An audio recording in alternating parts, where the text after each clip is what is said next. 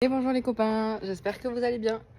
On se retrouve aujourd'hui sous un merveilleux soleil. Franchement, il fait vraiment super beau, regardez.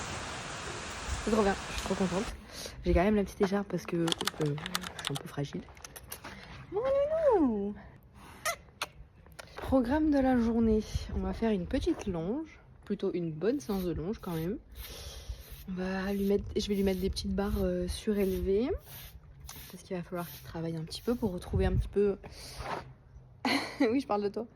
Pour retrouver un petit peu son corps musclé qu'il avait avant cette petite pause des mois d'hiver là. Et puis voilà, je vous emmène avec moi. Par contre, là, il faut que je vous montre un truc. C'est la mue, ça y est, c'est parti. C'est le mois de mars, on perd les poils d'hiver. Le problème, c'est que il y a 2 jours, il y avait énormément de vent et il faisait froid. Et aujourd'hui, il fait 17 degrés. Voilà. Donc, le sud, toujours un plaisir. Non, en vrai, c'est trop bien, on va pas se plaindre parce qu'il fait vraiment bon là aujourd'hui. C'est grave cool, mais purée, du coup, les pauvres, pour les chevaux, c'est pas facile à gérer tous ces poils là. Tous ces changements de température. Oh là là, purée, tout ce qui perd. Après, c'est ça de ne pas l'avoir tondu aussi. Je sais pas si vos chevaux ils sont tondus, mais moi, j'avais pas voulu le tondre.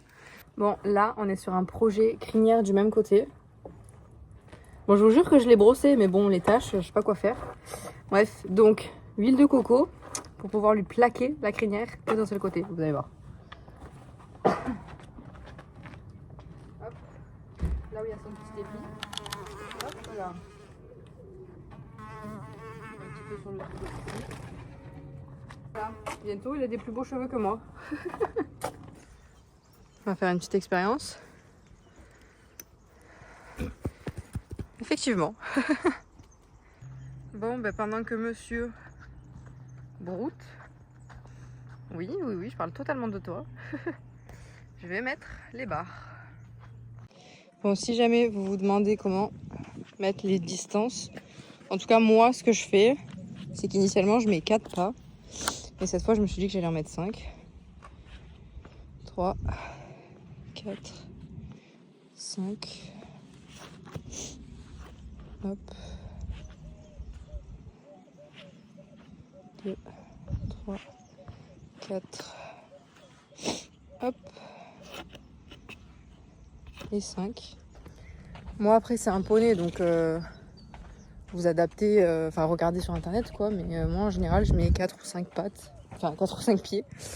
Et ça se passe au trot, donc voilà. Voilà, donc j'en ai mis 5. J'ai mis des plots pour les surélever. Je vais juste lui faire passer sans les surélever avant pour être sûr que ça correspond bien au niveau des distances. Okay. Alors, on s'y met? T'as l'air motivé, dis donc. Bah alors? Bon, alors du coup, je vais vous commenter un petit peu cette séance. Comme vous le voyez, au début, il est toujours un peu mou à la longe. Donc j'essaie de vraiment faire beaucoup de transitions. L'objectif, c'est qu'il vienne vraiment tendre son dos et qu'il tende son encolure vers le bas. Donc je fais beaucoup de transitions montantes, descendantes, intra-allure, etc. Ça marche vraiment bien de manière générale. Bon, il y a des moments où il a vraiment la flemme, comme là, parce que il faisait un petit peu chaud quand même. Il a encore son poil d'hiver, donc c'était compliqué. Mais il était volontaire, donc c'est sympa. Là, on voit qu'il est quand même un peu plus dynamique qu'au début, après avoir fait pas mal de transitions. Il ralentit encore un petit peu pour éviter de pousser, parce que c'est une grosse feignasse. Là, pour le départ au galop, c'était mieux que celui juste avant. Donc je suis contente. Ça marche vraiment bien, les transitions. Donc franchement, si je dois vous donner un conseil à la longe, pour les chevaux qui sont un petit peu mous au début, faites beaucoup de transitions. Là, vous voyez, il est beaucoup plus dynamique, il engage beaucoup plus son postérieur. Et ensuite, je vais venir lui faire passer les barres une première fois sans les surélever, histoire de vérifier les distances. Je le fais passer plusieurs fois à chaque main. En général, je le fais pas énormément de fois. Je dois le faire peut-être 5 fois au total à chaque main. Bon, il y a des moments où il fait pas attention, il se tient pas vraiment, donc forcément, il touche un peu les barres. Mais globalement, de manière générale, j'essaie de le faire à peu près 4-5 fois correctement. Et je le laisse là-dessus parce que c'est quand même un exercice qui lui demande beaucoup d'efforts.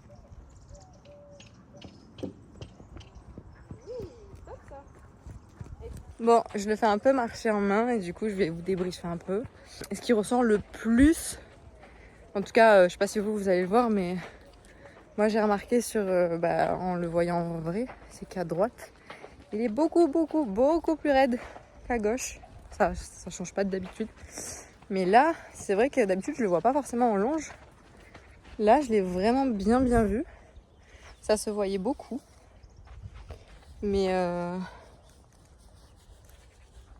Mais par contre à gauche il était beaucoup plus souple que d'habitude. Sinon vu qu'il fait un peu chaud et que c'est l'heure de la sieste, évidemment il n'avait pas forcément envie. Mais bon, on a fini sur de jolies choses, même si il faut qu'il se prenne un peu en main, monsieur.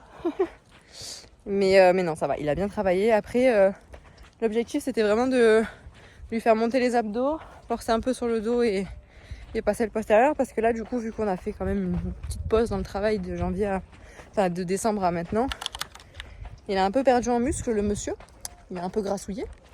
Donc il faut le remettre un petit peu, le remuscler un petit peu quoi. Je le marche un peu en main parce que je sais très bien que si je le lâche, il va aller direct brouter. Il va pas aller marcher. Et voilà. Monsieur broute.